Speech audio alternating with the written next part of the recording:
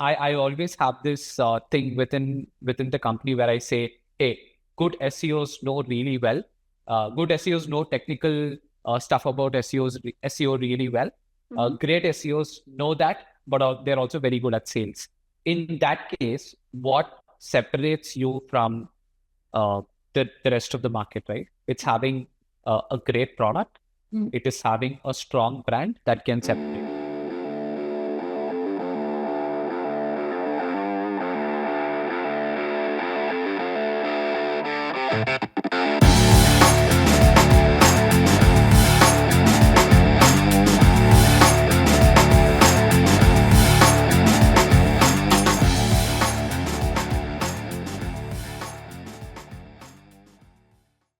What's up, everyone? Welcome back to another fabulous episode of the Startup Podcast, where we have real conversations with real founders. I'm Komal, and today I'm joined by Vibin, co-founder of Epic Slope Partners, a growth marketing agency helping B2B SaaS companies scale using SEO, paid media, and smart demand generation. Vibin has worked with companies like Freshworks, Turing, Gumroad, Goldcast, and a range of early-stage teams. And today I'm excited to learn more about his journey, how he approaches growth, and the mindset behind building Epic Slope. Let's dive in. Thank you so much for joining, Vibin. How are you doing today? Thank you for having me, Koval. I'm doing really well. How are you? I'm good. Thank you. I am quite excited about this, and it's always fun to talk with founders. Vibin, take me back to your Freshworks days. You joined when they were really starting to focus on organic content in, I think, 2017. So what was it like building an SEO strategy from scratch at that scale? Yeah, so I joined in the Q1 of 2018, but like you rightly mentioned, end of 2017 is when Freshworks was really doubling down, trying to focus a lot more on SEO. Until then, Freshworks was extremely paid marketing, paid search heavy, and they wanted to diversify that channel a little and make it work on organic as well, right? That's when like the SEO team came into picture. I joined Freshworks taking care of Freshdesk, which was the flagship product and the biggest revenue generator for the company. My core thing that I wanted to sort of bring in was completely change how people looked at SEO. SEO was still looked at as something that happens by chance. Yeah. The most funny bit is even when I joined, we didn't have a content team. So for all my content needs, I still had to go back to the product marketing team and ask them for content, right? And initially, because they didn't have bandwidth to give us support, after like multiple requests from us, then the product marketing team then like took out some budget from their own pockets and then onboarded a content agency. So it's not just making a particular channel work. When it comes to a big company, it is also about getting buy-ins from different teams, changing their approach of how they see SEO, and then starting from there. Like there's a difference between paid search and SEO, even though it's very similar channels. In paid search, let's say at the start of the year, you get allocated a budget, and then you can decide when to spend what budget, which channels do you spend it in, and all of that. Right. You have a lot more of control within your own team. But with SEO, it's never like that, right? Let's say you want to execute programmatic SEO, you have to get buy-ins from the web ops team, from the product team, right? If you need content, then you have to work with the content team. Okay. And any backlink related activities, digital PR, you have to work with the brand team and the PR team. So an SEO team is primarily super tactical and acts like a consultant within the own company, getting buy-ins from different teams, and their results is completely dependent on what other teams have to deliver, right? Or what the other teams will deliver. Right. That's always the challenging bit about an SEO. I always have this thing within the company where I say, hey, good SEOs know really well. Good SEOs know technical stuff about SEO really well. Great SEOs know that, but they're also very good at sales. Right now, content is the easiest thing to do, right? It has become a commodity. Yeah. In that case, what separates you from the rest of the market, right? It's having a great product. It is having a strong brand that can separate you. Now, SEO is a channel to get visibility for your product, right? You can create content that doesn't align with what your product does. What's going to happen? People are still going to come onto your website, go to your product, try out your product, feel like you've not sort of satisfied the promise that you actually committed to, and they're going to bounce off, right? Yeah. So you could make SEO work, but at the end of the day, you're making a channel work only because you can get revenue and you can grow, right? If that's not happening, then be it SEO or be it any channel, it's going to fail. True. And so what was like one of the biggest lessons that you learned from your Freshworks days that you still think, is applicable and you applied into your life today, even today? See, I feel like Freshworks was an amazing place to work, right? The thing is, when you get complete ownership about your own work stream, I had my boss who constantly used to say, hey, you're the CEO of your own work stream. I really resonate with that. I feel like the whole company had that going for them. So every single person at every single role was trying to do the best for the company, right? When you have that in everyone's mind, then that adds momentum. I feel that's one main reason why Freshworks succeeded. And obviously, when a company is growing, when a company is doing so well, you also attract like great talent, like great people want to come and work for you. So while you're around great people, you also want to make yourself better. I think that's my primary thing, right? Hey, having good people around drives excellence in you. That was my biggest learning. And ever since then, I've tried to do that in my personal life as well, right? Hey, can I get like, if I want to be happy, can I get more fun people around me? That rubs on to everything else, right? So I think that's my biggest learning from Freshworks, other than all the internal things that you learn about yourself by being in a high growth environment. There are multiple behaviors that I had to unlearn, multiple things where I thought, hey, I had to grow personally. And you worked across multiple companies like Freshworks, Gumroad, and Goldcast. So what patterns did you notice that actually drives growth in B2B SaaS versus founders think that drives growth? Yeah. So just a correction, like I'm an investor at Gumroad. I've worked at Goldcast and Turing. See, primarily with B2B companies, right? What I've typically seen work is search generally works really well. You also have LinkedIn that works really well, and then outbound, right? And then you in outbound you have your outbound emails and you have your outbound cold calling that works really well. These are the primary channels for most folks. Apart from that, you have your events. Right? See, the challenging part about all of these things is these are all very highly competitive, right? You can do like all of these optimizations really well, and you can get to like a particular place. But after you get that particular place, it becomes very hard, right? Once you hit the limits on the search volume, your paid marketing gets difficult after that. Your SEO gets difficult after that, or whatever, right? It still gets a little bit easier if your competitor is doing well from a brand point of view, but everything becomes difficult. Even from an outbound point of view, you know that most of our emails goes into spams, cold emails goes into spams, gets very difficult to reach people on phones and all of that, right? What really stands out is the brand. Over a long period of time, if you're able to build a strong brand, that goes on to live for a longer time, right? I think that's what most B2B founders probably don't focus on. I've seen that completely being different in the US. In the US, founders really focus on brand from day one. Somehow they intuitively get it. But I think for us, it's always very performance led and performance first, and we get to brand like a lot later. Yeah, I think that's my primary observation. So why do you think that is? Like, why is that like this cultural thing, a geographical thing, an educational thing? Why is that? Yeah.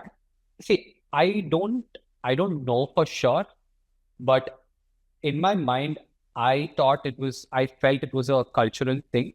Okay. Um, the reason why I think it is cultural is most Indians, especially like the founders, are all from that engineering background, and I think they're very analytical.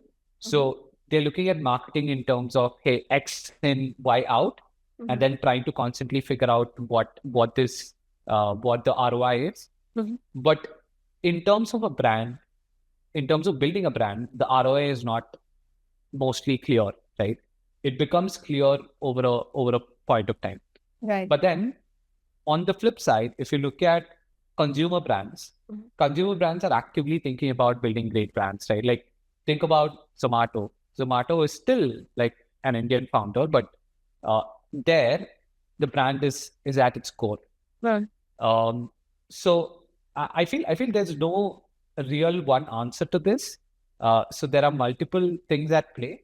But I think for B2B, I feel like it's primarily because every single thing that we're doing needs to drive some sort of ROI. But yeah, it most definitely is very difficult while trying to build a brand. Yeah, I agree. And if you were to, let's say, if a founder is listening, an Indian founder right now who might be able to relate to this and is actually acknowledging that this is what's happening, and that is why, they cannot um, get a more stronger brand messaging. What would you tell them? How can they make that shift? It starts with a mindset shift, right? It starts with us understanding that, hey, most decisions that humans make are emotional rather than logical, right? What what are we trying to do by um, being present number one in terms of search ads or in terms of SEO, right? What we're trying to hack is your exposure effect, right? By being present where people are hanging out or where people are looking for something, you can get conversion, right? But imagine on top of that, you're able to like incite a certain feeling within another person. Then on top of that, if you have mere exposure effect, right, it becomes like a great match. Um, so I think that's the mindset shift that is required. Um, and I feel even talking at a more experimental level, right? Even if you're a founder who believes that, hey, brand, especially at a startup stage, it's too much of money spent without knowing like what I'll get back in return.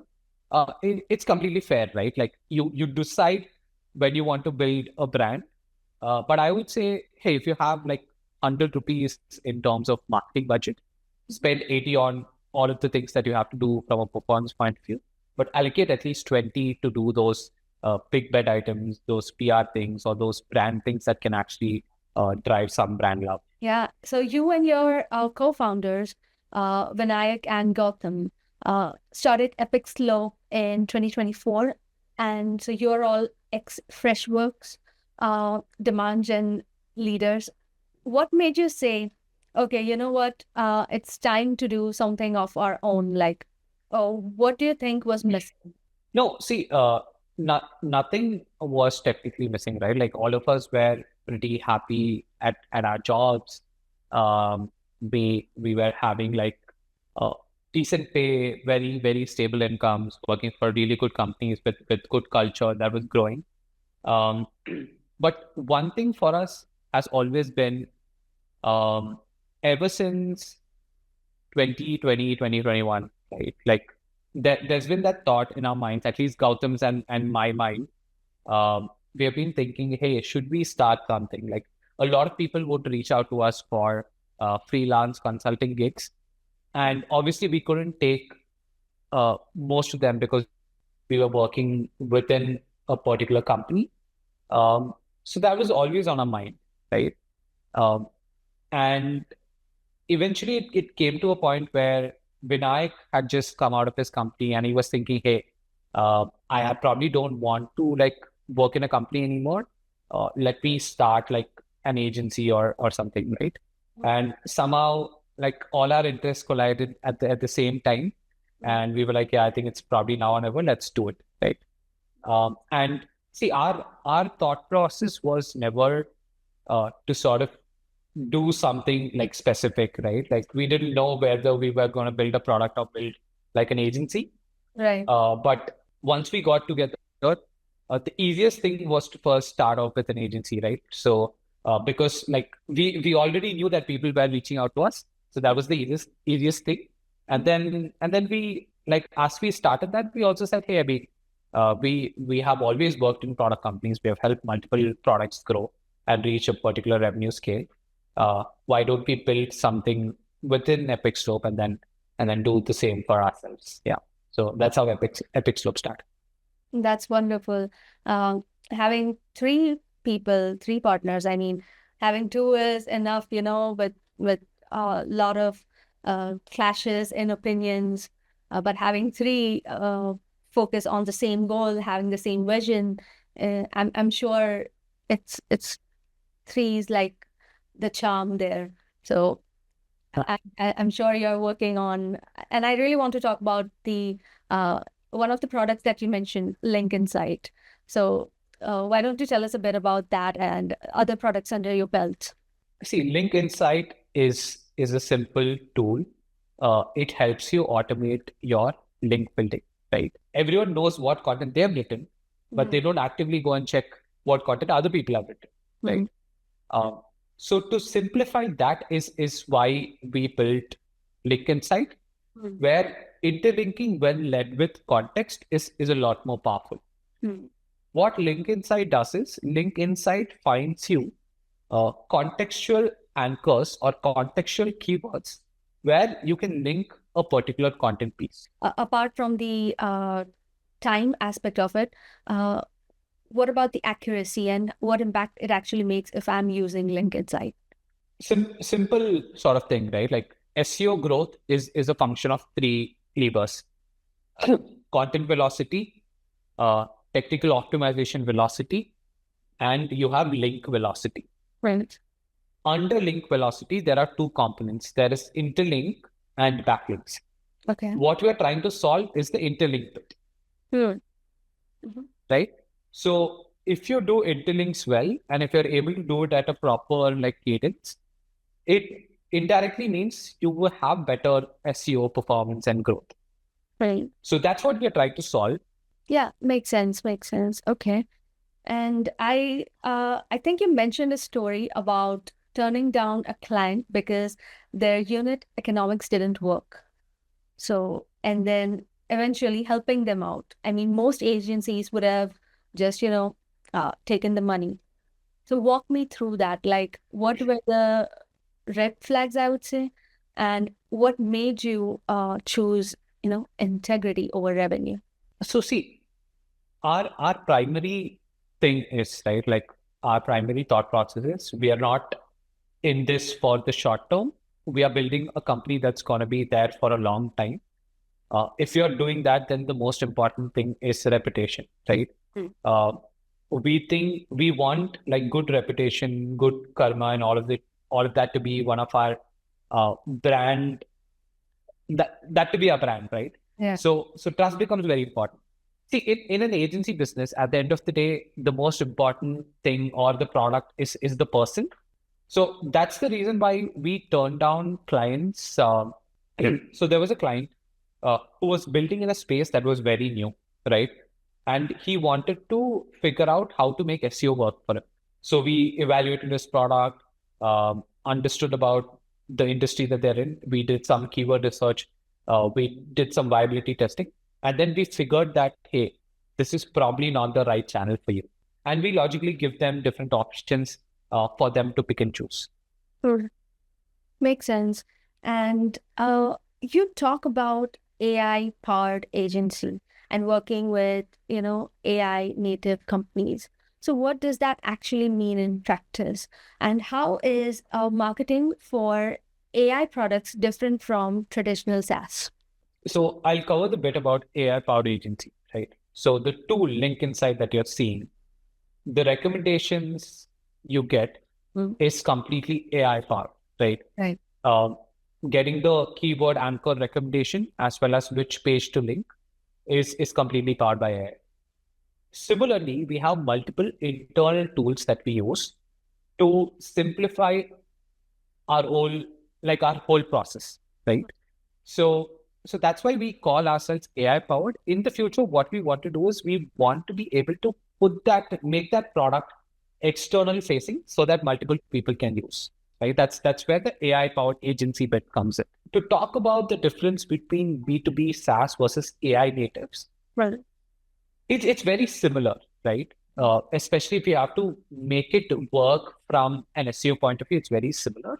But what you have to understand is AI is the new kid in town, right? And there is an insane aha moment that AI tools are able to create. Imagine in the earlier world, we would be single dimensionally focused on just SEO, or paid. Instead of thinking linearly, if you can think in terms of step changes, I think that's the difference between marketing a B2B SaaS product that's been there forever versus an AI native, right? But the fundamentals remain primarily same. And then even if one experiment works, then you drive like significant number of users. Yeah.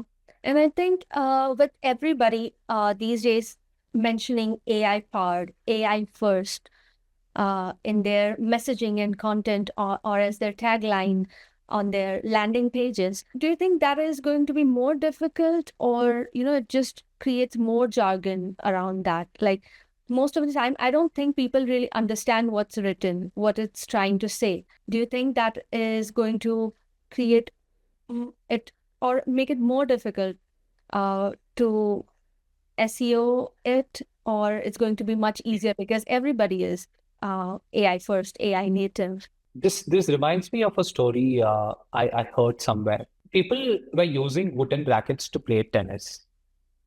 And over a period of time, graphite rackets came into being, right? Uh, the there were certain people who didn't like adopt the wooden racket because they felt like using graphite was like cheating, right? But what happened was the low seeded players who adopted graphite started beating the top seeded players who were still playing with wood, right? I feel like we are in that transition phase. Okay. And beyond a point, like your skills become the most important thing, right? Over a period of time, when every company becomes AI powered, I still feel like the arbitrage would be labor, would be great people, and all of that. It'll be the same, I think, over a period of time. It's either labor, it's capital, or some form of that thing that most people haven't adopted, right? Technology, right? Right. It's going to be the same, I feel, like in 50 years time. And yeah, I think the technology may change, but eventually the brains behind it, the intention behind it, those who are sympathizing and building products and solutions that actually solve real world problems is going to be constant. Yeah, and I completely agree with that. There's something called Generative Engine Optimization, or GEO. For founders listening and who don't know what it is, what is it actually, and why should they care about it? Is it like the future of search? Yeah, I'm sure. Yeah, it already feels like the present of search as well. Like looking at the number of people who have started using things like ChatGPT, Perplexity, and all of that. Example, if I'm talking about content from an SEO point of view, I'm only talking about website content, right? But if I'm talking about content from an LLM or a GEO perspective, I'm talking about content on the website as well as content on other sites that are actively getting cited by LLMs. Right? So there is a slight nuance to it. The reason why it is important is because obviously all of your early adopters are moving from search to LLMs, which means these people are probably like at the cutting edge of technology or at a really high position. So you ideally want to be present in that channel, number one. Number two, you know that most people are eventually going to be moving to such a search behavior. So that becomes very important as well. And another thing, the whole idea of search itself is changing, right? Initially, if you wanted to know about any topic, right? Let's assume it's inbound marketing. You would go to Google, search for inbound marketing. Google will take you to a website that has written about inbound marketing. But right now, if you want to learn something, you're doing most amount of learning within the LLM chat interface itself. So it goes back to the same thing that you mentioned, which is understanding the customer and then figuring out what you need to do to win in that particular channel. Yeah, makes sense. Do you want to move to the rapid fire quickly? Just whatever first thing that comes into your mind. Okay. Best marketing channel for early B2B SaaS in 2025. SEO? Okay. SEO or paid ads, if you could choose only one for the rest of your life. There should be always room for change. So not committing to any channel. Okay. Good answer. All right. Biggest marketing myth that needs to die. Everything in marketing should be measured. I don't think so. Your favorite tool in marketing stack that you cannot live without. Hrefs. Okay, good one. Content marketing, blog post, video, or LinkedIn post. Pick one. For my own learning, LinkedIn. For companies to grow revenue, blog post. Okay, I agree. What's a marketing tactic that used to work 5 years ago but is completely dead now? Every marketing channel without nuance, none of it is working the same way that how it used to. Agree. So, And if you could go back in time and give yourself one piece of advice at the start of your career, what would it be? this is a good one. Do everything that you do or did, but with less anger, maybe. Yeah. Okay. Yeah. Could you explain just a bit? Yeah. See, I feel like when we are consumed in the moment, when we're running after something, there's a lot of frustration, and frustration can, at least for me, turn into anger, and that gets directed into multiple things, right? When I look back at it, I still enjoy every bit of my journey, but I cringe at myself saying, hey, why did I act like a certain way? Right. Like I'm a better human than that. But yeah, I mean that's the part about what I told about being in a high growth environment where you learn a lot about yourself and you want to change a lot of things about yourself. Okay, that's a good advice. Best book or a resource or podcast that changed the way how you think about marketing? About marketing in general. Yeah, marketing. Marketing or business. Okay. Okay, business, I have a great book, which is Good to Great. About marketing, I don't think a lot of people know about this book. It's a book called Junior. All right. And this is not a rapid fire question, but if you were to give one piece of advice to a founder starting their own marketing or an agency like yours in 2026, what would you tell them? Take it one day at a time. Be in there for the long run. Be extremely paranoid about what's happening around the world of marketing. Yeah, and then we learn and grow every day. And that's the goal. I mean that's the ideal advice. That's what we keep telling ourselves as well. Let's live to fight another day. Yeah. Yeah, absolutely. And as long as you can acknowledge your mistakes and take it as a learning, you do, and you will get another day to make that change. So this was such a fun conversation, Vibin. Thank you so much for being here, and thank you for these insights from turning down clients or building new products that actually focus on customer and their problems to the future of GEO and search and marketing in general, founders, you should think long term, outcome focused, and understand your unit economics before you blow money on marketing. And Vibin, how can people reach out to you? Yeah, I mean, you can find me on LinkedIn. You can also reach out to us on our website, which is epicslope.partners. Yeah, and that's where you can generally find me, or you can also find me on X as well. Yep. Perfect. That's a wrap on today's episode. Subscribe, share with our founder friend, and leave us a review. Keep building, keep learning, and remember, growth without strategy is just chaos. So I'm Komal, and catch you in the next episode. Thank you. Sounds good? Absolutely, Komal. Sounds good. Thank you. Thank you. Have a good one. Bye. Bye.